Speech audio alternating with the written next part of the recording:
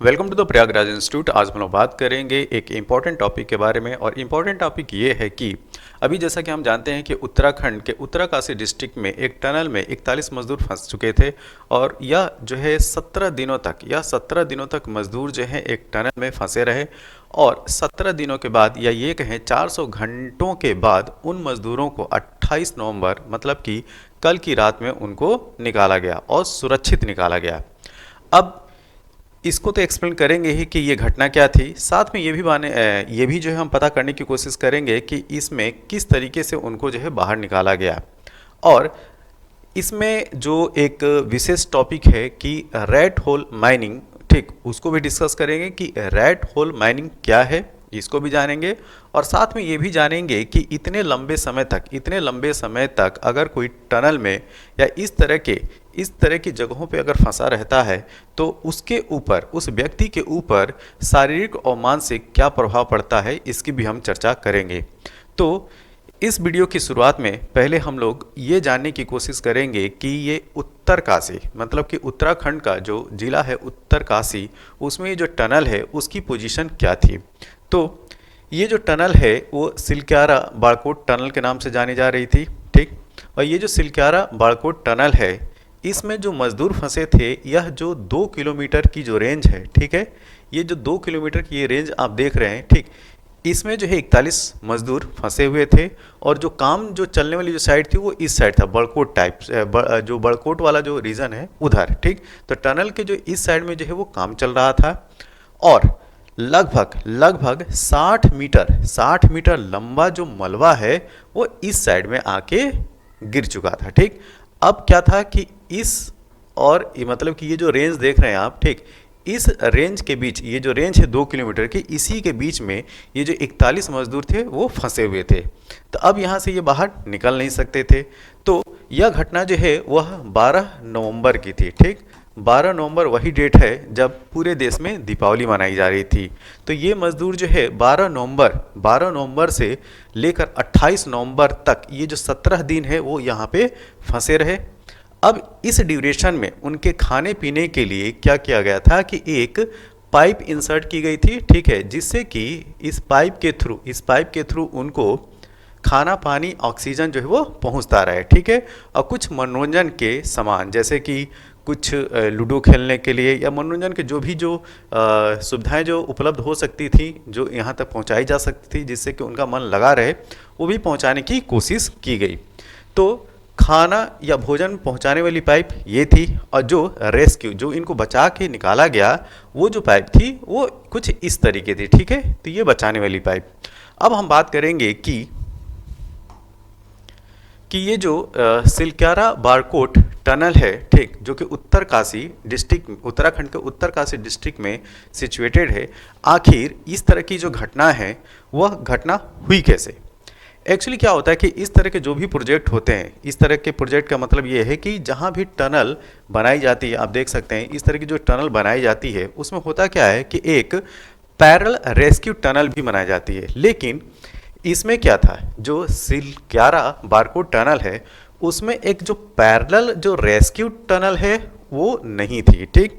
तो इस वजह से जब अचानक इस साइड में जो मलबा गिर गया, ठीक, जो कि 60 मीटर लंबा मलबा था, अब उसमें क्या हुआ कि इधर मलबा गिर गया और इधर तो काम ही चल रहा था। तो इन दोनों के बीच में ये जो मजदूर जो है वो फंस गए थे। अब इनको निकालना जो है वो चैलेंज बन गया। अब यहीं पे एक ध्यान दीजिएगा, अगर एक पैरेलल दूसरा कलर में यूज़ करता हूँ,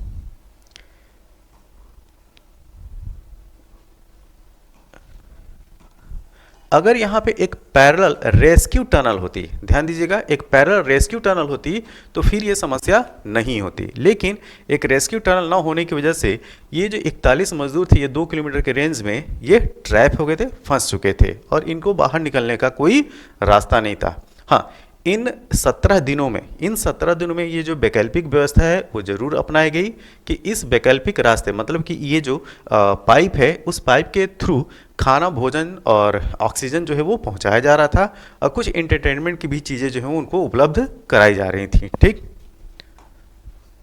अब हम बात करेंगे कि इसको निकालने के लिए जो युक्ति अपनाई गई वो क्या थी। पहले पहले तो एक आगर, ये ध्यान रखिएगा, आगर, ठीक, आगर मशीन को अमेरिका से, यूएसए की ये मशीन है, ठीक, उसको जो है लाया गया और आगर मशीन जो है वो कुछ दिनों तक जो है वो रेस्क्यू ऑपरेशन किया, लेकिन आगर मशीन बीच में ही वो क्या हो गई, वो फेल मार गई। फिर उसके बाद जो टेक्नोलॉजी, ये कहा जाए जो देसी तकनीक है वो जो अपनाई गई वो थी रैट होल माइनिंग। तो रैट मतलब होता है चूहा, ठीक, रैट मतलब होता है चूहा, और रैट होल मतलब कि चूहे की तरह से बिल बनाकर माइनिंग करना या खुदाई करना। तो ये तकनीक है क्या, एक्चुअली में अपने देश के राज्य मेघालय में, ठीक, मेघालय में वहाँ पे जो कुछ लोकल लोग होते हैं वो कोयले की खुदाई करने के लिए या कोयला निकालने के लिए यह तकनीक अपनाते हैं। इसमें करते क्या हैं कि एक व्यक्ति जो है अपने अपने साइज़ का, मतलब कि इतने साइज़ के कि एक व्यक्ति जो है अंदर घुस सके उतना वो होल जो है वो बनाता है, और जब वो होल बनाएगा मतलब वो डिग करेगा तो उसमें क्या होगा, मिट्टी होगी। फिर उस मिट्टी को जो है एक जगह एक व्यक्ति इकट्ठा करता है और फिर उस इकट्ठा की मिट्टी को एक व्यक्ति जो है वो बाहर निकाल कर मतलब वो बाहर निकालता है। तो इस तरीके से जो है वो होल बनता चला जाता है, और इस होल के थ्रू वो क्या करते हैं, केवल एक व्यक्ति के आने और जाने का जो है वो स्पेस होता है, और इसी स्पेस के थ्रू, ठीक, मतलब ये जो होल है इसी के थ्रू जो है वो व्यक्ति वो पहुंचता है जहाँ पे कोयले का भंडार है, ठीक, जहाँ पे कोयले का भंडार है, और वहाँ पे पहुँच के वो कोयले को निकालता है, डिग करता है, और फिर वो अपने साथ वो बाहर लेके जाता है। तो टनल में क्या था कि टनल में जो ये जो टनल है इसमें भी वही तकनीकी अपनाई गई लास्ट में, ठीक है, जब लगभग जो है वो 10-15 मीटर की डिस्टेंस बची हुई थी मजदूरों तक पहुंचने की। तो उसमें भी क्या किया गया कि जो रैट होल माइनिंग का कॉन्सेप्ट है कि एक व्यक्ति की जाने तक का जो है वो होल किया जाए, छेद किया जाए, और उसमें होल करने में जो मिट्टी जो निकल रही है उसको इकट्ठा किया जाए, और फिर उस मिट्टी को जो है वो बाहर ट्रॉली के थ्रू बाहर किया जाए। तो इस तरीके से होल जो है वो किया गया और होल करके मजदूरों तक पहुंचा गया। और ध्यान दीजिए ये घटना जो थी वो 12 नवंबर को थी, और 28 नवंबर को ये ऑपरेशन जो है वो कंप्लीट हुआ। तो ये 17 दिनों तक ये प्रोग्राम, ये जो है वो 17 दिनों तक ये जो 41 मजदूर थे वो उसी में फंसे रहे। अब बात ये आती है कि इतने लंबे समय तक अगर कोई व्यक्ति इस तरह की टनल या सुरंग में फंसा रहता है तो उसके ऊपर शारीरिक और मानसिक क्या प्रभाव पड़ता है उसके बारे में हम लोग जानने की कोशिश करते हैं, ठीक है। तो शारीरिक असर की अगर बात किया जाए, ठीक, तो इससे होगा क्या, इतने लंबे समय तक फंसा रहने वाला व्यक्ति, उसको जो है नींद न आने की बीमारी, वो लक्षण उसको दिखेंगे। साथ में चिंता और बेचैनी की वजह से उसके अंदर नींद की कमी होगी। शारीरिक तापमान की अगर बात करें बॉडी टेम्परेचर की, तो बॉडी टेम्परेचर में उसके अंदर जो है फ्लक्चुएशन दिखाई पड़ेगा, मतलब कि शारीरिक तापमान और शुगर लेवल में उतार चढ़ाव, ठीक, कभी जो है उसका जो शुगर लेवल है वो बढ़ेगा घटेगा। इस तरह की चीज़ें जो है वो लंबे समय तक सुरंग में रहने वाले व्यक्तियों के शरीर के ऊपर ऐसा पड़ता है। और साथ में जो है उसको भूख कम लगेगी, ठीक है। तो भूख क्यों कम लगेगी, क्योंकि संवेदनशीलता में कमी आने की वजह से, ठीक, उसकी जो सेंसिटिविटी लेवल है इतने लंबे समय तक रहने की वजह से उसकी जो सेंसिटिविटी लेवल है उसमें कमी आ जाएगी, और उसकी वजह से उसको भूख कम लगेगा। तो ये जो है वो पोस्ट इफेक्ट हैं। इसके साथ में और शारीरिक असर की अगर बात किया जाए तो हाइपोक्सिया, ठीक है, तो शरीर में ऑक्सीजन की मात्रा कम होने की जो है वो लक्षण दिखेंगे। साथ में जो इलेक्ट्रोलाइट हैं उसमें इम्बैलेंस दिखाई पड़ेगा, और इलेक्ट्रोलाइट मतलब कि शरीर में मिनरल्स और वाटर का जो बैलेंस है उसमें असंतुलन, इम्बैलेंस क्रिएट होगा। तो शरीर में पानी की कमी होने से खनिजों की मात्रा में कमी होती है, तो इलेक्ट्रोलाइट्स का जो है इम्बैलेंस क्रिएट होगा इस तरह के दुर्घटना के बाद। मनोवैज्ञानिक असर की अगर बात किया जाए तो हेलुसिनेशन की स्थिति में इस तरह के लोग जो हैं वो पाए जाते हैं, और उनके अंदर पोस्ट ट्रोमेटिक स्ट्रेस डिसऑर्डर, जिसको PTSD, ठीक है, पोस्ट ट्रॉमेटिक डिसऑर्डर, इस तरह के भी लक्षण देखने को मिलेंगे जो कि मनोवैज्ञानिक या साइकोलॉजिकल हैं।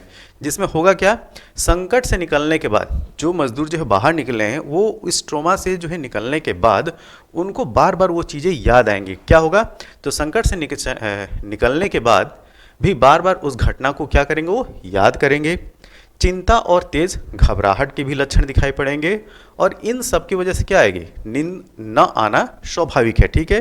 तो इस वजह से इस तरह की जो मजदूर जो बाहर निकले हैं उनमें इस तरह के लक्षण जो है वो देखे जा सकते हैं। इसी वजह से जो गवर्नमेंट ने उनको जो है 1 महीने की पूरी तरीके से छुट्टी दिया है और इस छुट्टी के साथ में पूरे 1 महीने का उनका वेतन भी दिया जाएगा। और साथ में जो उत्तराखंड गवर्नमेंट है, वहाँ के जो मुख्यमंत्री हैं पुष्कर धामी, उन्होंने हर एक मजदूर को जो है 1 लाख रुपए जो है धनराशि देने का भी घोषणा की है। तो इस तरीके जो है उनको मोरल और मेंटल और इकोनॉमिकल सपोर्ट दिया जा रहा है और ख़ास तौर से उनके ट्रीटमेंट के लिए भी बात की जा रही है। अब हम बात करेंगे कि ये जो टनल बनाई जा रही थी वह किस प्रोजेक्ट के तहत बनाई जा रही थी, ठीक। तो यह प्रोजेक्ट है 4 धाम प्रोजेक्ट। अब हम डिस्कस करेंगे 4 धाम प्रोजेक्ट के बारे में। अब यहाँ पे जो बात की जा रही है 4 धाम प्रोजेक्ट, तो इसका मतलब कि इसमें जो है 4 धाम होंगे, वो कौन कौन से हैं उसको देखिए, ठीक। तो एक है यमुनोत्री, दूसरा गंगोत्री, तीसरा केदारनाथ और चौथा है बद्रीनाथ। अब इन चारों की कनेक्टिविटी के लिए 4 धाम प्रोजेक्ट के तहत ये काम जारी था और उसी में सिलक्यारा और बारकोट टनल भी उसका एक हिस्सा था। तो ये जो टनल बन रही थी इस प्रोजेक्ट के तहत ही बन रही थी। अब इस प्रोजेक्ट को हम लोग जानेंगे डिटेल में। देखिए, जो 4 धाम प्रोजेक्ट या जो 4 धाम परियोजना है, जैसा कि मैंने बताया कि इसमें जो 4 जगहें हैं, यमुनोत्री, गंगोत्री, केदारनाथ और बद्रीनाथ, इनको जो है वो रोडवेज कनेक्टिविटी के लिए ये काम वो चल रहा था और उसी के तहत ये घटना घटित हुई। अब इसको थोड़ा सा डिटेल में जानते हैं। तो ये प्रोजेक्ट है क्या, ठीक है। तो ये जो है union ministry of road and transport and highway, ठीक, इसका ये प्रोजेक्ट है और इसका काम है कि एक जो रोड है उसको 10 किलोमीटर, कितना, 10 मीटर की चौड़ी, 10 मीटर की जो है वो चौड़ी सड़क बनाई जाए, ठीक है। 10 मीटर की चौड़ी सड़क बनाई जाए और ये जो सड़क होगी वो 2 लेन होगी। क्या होगी, वो 2 लेन होगी, 10 मीटर चौड़ी 2 लेन सड़क और इसकी जो लंबाई होगी वो 889 किलोमीटर लंबी ये जो है वो प्रोजेक्ट है जिसकी चौड़ाई 10 मीटर के पास है। अब हम बात करेंगे कि ये जो 889 किलोमीटर का हाईवे है ये चारों धामों को कनेक्ट करेगा। कौन कौन से, यमुनोत्री, गंगोत्री, केदारनाथ और बद्रीनाथ। अब हम इसको देखेंगे कि इनमें कनेक्टिविटी ये बनी कैसे है। तो देखिए, पहला देखिए ऋषिकेश टू रुद्रप्रयाग, ठीक है। तो ये है ऋषिकेश। अब यहाँ से रुद्रप्रयाग ये है, ध्यान दीजिए, ये वाला जो है NH58 ये है रुद्रप्रयाग। यहाँ आप देख सकते हैं वो है NH58 के तहत यहाँ से ये कनेक्टिविटी बनेगी। कलर दूसरा यूज़ करते हैं।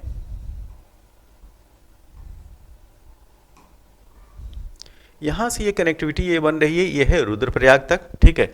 और ये है 141 किलोमीटर, कितना है, 141 किलोमीटर। और उसके बाद रुद्रप्रयाग टू मना, यहाँ से रुद्रप्रयाग से कहाँ पे जाना है, ये है मना, ठीक। अब यहाँ तक पहुँच गए तो यहाँ से आप बद्रीनाथ पहुँच जाओगे। तो ये जो रुद्रप्रयाग से मना की जो डिस्टेंस है वो है 140 किलोमीटर, कितना है, 140 किलोमीटर। उसके बाद ऋषिकेश टू धरासू, ठीक। तो ये है ऋषिकेश और यहाँ से धरासू जो है वो ये है 120 किलोमीटर, ठीक। ऋषिकेश टू धरासू बेंड ये है 120 किलोमीटर और धरासू बेंड से जो गंगोत्री है, गंगोत्री यहाँ पे आप पहुँच जाएंगे, ठीक है। ये है 110 किलोमीटर और धरासू से जो यमुनोत्री है NH94 के तहत ये है 75 किलोमीटर। ये जो धरासू बैंड से यमुनोत्री की जो डिस्टेंस है वो है 75 किलोमीटर, ये चीज़ है। और धरासू यहाँ से रुद्रप्रयाग से गौरी कुंड, ठीक, तो ये है रुद्रप्रयाग, और रुद्रप्रयाग से NH 109 ये हो गया गौरी कुंड, और गौरी कुंड पहुँच के आप पहुँच जाएंगे कहाँ पे, केदारनाथ, ठीक है। तो ये है रुद्रप्रयाग से गौरी कुंड की जो डिस्टेंस है वो 77 किलोमीटर की है। टनकपुर to पिथौरागढ़, ठीक, जो टनकपुर से जो पिथौरागढ़ की जो डिस्टेंस है, ठीक, वो है 161 किलोमीटर। तो ये है टनकपुर से पिथौरागढ़ NH 125। तो ये पूरा जो प्रोजेक्ट है वो 889 किलोमीटर का है, और ये जो है वो टू लेन रोड होगी जिसकी चौड़ाई 10 मीटर रखी गई है। इस पूरे प्रोजेक्ट की जो कॉस्ट है, ठीक है, वो 1272 करोड़ रुपये, सॉरी 12,072 करोड़ रुपए का है, ठीक। और इसमें अगर बात किया जाए इस प्रोजेक्ट में, तो इस प्रोजेक्ट में बहुत सारे जो है वो हाइडल प्रोजेक्ट हैं जो कि उनका काम जो है कंप्लीट हो चुका है, और कुछ प्रोजेक्ट ऐसे हैं जो अंडर कंस्ट्रक्टेड हैं। जैसे कि यहाँ पे जो छः जो प्रोजेक्ट हैं जो कि अंडर कंस्ट्रक्शन हैं, ठीक, लगभग इनका जो है 50% काम पूरा हो चुका है। जैसे कि टेहरी स्टेज सेकेंड जिसकी कैपेसिटी 1000 मेगावाट की है, ये भागीरथी रिवर पे है, ठीक है, ये जो है वो अंडर कंस्ट्रक्शन में है। तपोवन विष्णुगढ़ कैपेसिटी इसको 520 मेगावाट की है, ये धौली गंगा रिवर पे है दूसरा प्रोजेक्ट। तीसरा जो है वो विष्णुगढ़ पीपली कोटी लिखा हुआ है, ठीक है, इसकी कैपेसिटी 444 मेगावाट, ये जो है अलकनंदा रिवर पे है। और चौथा जो है वो फटा बयोंग, ठीक है, जो फटा बयोंग है इसकी कैपेसिटी 76 मेगावाट की है, और ये है मंदाकिनी रिवर पे। और ये है मंधामेश्वर, ठीक, मंधामेश्वर जो है वो 55 मेगावाट का प्रोजेक्ट है, ये मंधामेश्वर गंगा रिवर पे है। और काली गंगा सेकेंड इसकी कैपेसिटी जो है वो 6 मेगावाट की है, और ये काली गंगा रिवर पे है। तो इस तरह के जो 6 प्रोजेक्ट हैं वो अभी अंडर कंस्ट्रक्शन में है, जो कि इन्हीं के रास्तों पे आपको देखने को मिलेंगे। तो आप ये जो यहाँ पे ये जो रेड कलर में देख सकते हैं, ये प्रोजेक्ट है पहला, दूसरा, तीसरा, चौथा, पाँचवा और छठा। तो आप ये जो सर्किट देख रहे हो रोड की, इसमें जो है बहुत सारे हाइडल प्रोजेक्ट भी हैं, साथ में ये जो रोडवे कंस्ट्रक्शन है ये भी दिखाई पड़ रहा है। और ये सब सारी चीज़ें हो कहाँ पे रही हैं, ये सारी चीज़ें जो हो रही हैं जो प्रोटेक्टेड एरिया है, ठीक है, प्रोटेक्टेड एरिया। अब यहाँ पे जो है मेन इशू जो है वो क्रिएट होता है, ठीक है। ये जो आप प्रोटेक्टेड एरियाज देख रहे हैं,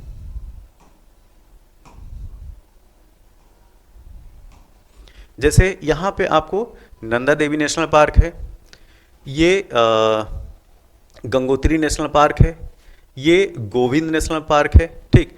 तो इतने ये जो आप जो नेशनल पार्क देख रहे हैं, ठीक, और ये वाला क्षेत्र ये पूरा गंगोत्री नेशनल पार्क के अंतर्गत है। तो आप ये जो ग्रीन वाला थोड़ा सा हल्का जो ये ग्रीन वाला पोर्शन देख रहे हैं, ये वाला ये चीज़, ठीक, और ये सारे वो एरिया हैं जो प्रोटेक्टेड हैं। इनमें से आप देख चुके हैं कि ये जो नंदा देवी ये नेशनल पार्क है, गंगोत्री नेशनल पार्क है।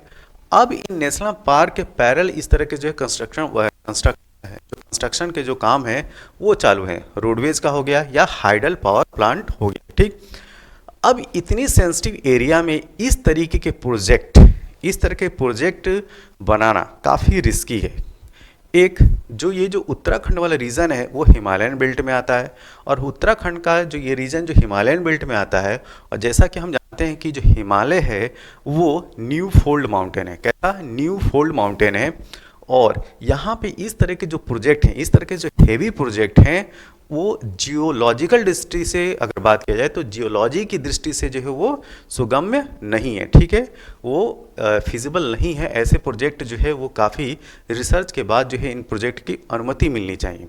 और अभी ये जो इस तरह की जो घटना हुई है, ये कहा जाए कि 2013 में जो केदारनाथ वाली घटना हुई, उसका रीज़न ये था कि जो हेवी कंस्ट्रक्शन या जो ओवर पॉपुलेशन है इन क्षेत्रों में, लोगों की आवाजाही, ठीक है, या ओवर एक्सप्लॉयटेशन होना नेचुरल रिसोर्सेज के साथ या उनके साथ छेड़खानी करना, ये सब जो है नेचुरल जो डिजास्टर्स हैं उनको जो है वो लाने का काम करते हैं, ठीक। तो इससे बचने के लिए करना क्या चाहिए कि हमें हमें जो है इस तरह के प्रोजेक्ट की अच्छी तरीके से जो इन्वायरमेंट इम्पैक्ट असेसमेंट है उसको करने के बाद ही ऐसे प्रोजेक्ट को मंजूरी मिलनी चाहिए, ठीक। अगर हम ऐसे प्रोजेक्ट की मंजूरी बिना जो है अच्छे तरीके से स्टडी किए, ठीक, केवल इकोनॉमी को देखकर अगर हम करेंगे तो ये प्रॉब्लम हो जाएगी। बहुत सारे जो इन्वायरमेंटलिस्ट हैं, जैसे आप इनको देखिए, इनका नाम है जीडी अग्रवाल, ठीक। ये हैं प्रोफेसर जीडी अग्रवाल। इन्होंने ये जो चार धाम परियोजना है इसको रोकने के लिए या ये कहा जाए कि इसमें जो है गहन अध्ययन करने के लिए इन्होंने जो है 112 दिन का, ध्यान दीजिएगा, 112 दिन का आमरण अनशन किया था और इसी वजह से इनकी मृत्यु भी हो गई थी। तो ये जो थे इस तरह के प्रोजेक्ट के लिए जो है वो सहमत नहीं थे। तो जीडी अग्रवाल का जो नाम इस चार धाम प्रोजेक्ट परियोजना से, या ये कहा जाए ये जो प्रोजेक्ट है उससे उसके साथ जुड़ा हुआ है, ठीक। तो जो इन्वायरमेंटलिस्ट हैं, जो पर्यावरणविद हैं और उस क्षेत्र में रहने वाले जो लोकल लोग हैं, इस तरह के जो प्रोजेक्ट हैं, ठीक, हाईवे का प्रोजेक्ट हो गया या जो हाइडल पावर प्रोजेक्ट हो गया, उसके पक्ष में नहीं रहते हैं, ठीक। उनको जो है ये आशंका रहती है कि ये जो है यहाँ की इकोलॉजी के साथ जो है छेड़खानी है और कभी भी बहुत बड़ी घटनाएं हो सकती हैं। जैसा कि 2013 में अभी एक घटना देखने को मिली, फिर अभी जो है जोशीमठ में कुछ जियोलॉजिकल जो है वो घटनाएं देखने को मिल रही थी। तो इस तरह के जो सेंसिटिव एरिया में इतने हेवी प्रोजेक्ट को करना जो है वो सही नहीं रहता है। और अभी जो ये जो प्रोजेक्ट है जो 889 किलोमीटर लंबा है, जिसमें 10 मीटर चौड़ाई की 2 लेन हाईवे बनाने की बात चल रही है या काम चल रहा है, ये कहा जाए काम चल रहा है। तो इसमें जो पर्यावरणविद थे उनका कहना ये था कि ये जो है वो 10 मीटर चौड़ाई की ना रख के अगर इसको जो है 5.5 मीटर रखा जाए तो इन्वायरमेंट दृष्टि से कुछ हद तक ये सही है। एक्चुअली में दूसरी बात ये भी है कि इस तरह के जो कंक्रीट वाले जो प्रोजेक्ट हैं, ठीक है, रोडेज हो गया या हाइडल पावर प्लांट हो गए, ठीक, इनकी वजह से उस क्षेत्र में जो है वो गर्माहट बढ़नी है और इन एरियाज़ में जो ग्लेशियर्स हैं उनके पिघलने के चांसेस बढ़ जाते हैं, ठीक है। और ग्लेशियर्स जब पिघलेंगे, ध्यान दीजिएगा, जब ग्लेशियर्स पिघलेंगे तो उनका जो पानी है, ये जो नदियाँ हैं, ठीक है, ये जो नदियाँ हैं जैसे कि मंदाकिनी हो गई, भागीरथी हो गई, गंगा, यमुनोत्री, तो इन नदियों में पानी जो है वो बढ़ जाएगा और पानी ज़्यादा ओवरफ्लो होने की वजह से, ठीक, इन नदियों में पानी का ओवरफ्लो होने की वजह से इन क्षेत्रों में बाढ़ की सिचुएशन आ सकती है, ठीक। और बाढ़ की सिचुएशन आ सकती नहीं, बाढ़ की सिचुएशन होती है, बाढ़ आती भी है और भूस्खलन की समस्या उत्पन्न होगी और वहाँ का जो पूरा जो इकोसिस्टम है वो पूरा डिस्टर्ब होगा। तो इस तरह के जो भी प्रोजेक्ट हैं वो काफ़ी जो है वो एनालिसिस करके, या कहा जाए कि इन्वायरमेंट इम्पैक्ट, ठीक है, इन्वायरमेंट इम्पैक्ट असेसमेंट करके जो है इस तरह के प्रोजेक्ट को मंजूरी मिलनी चाहिए, ठीक। तो ये जो है इंफॉर्मेशन रिलेटेड थी जो उत्तरकाशी डिस्ट्रिक्ट, उत्तराखंड के उत्तरकाशी डिस्ट्रिक्ट में ये जो घटना हुई। यह वीडियो आपको कैसा लगा? जैसा भी लगा आप अपने सुझाव जो है वो कमेंट बॉक्स में दें। तब तक के लिए थैंक यू, धन्यवाद।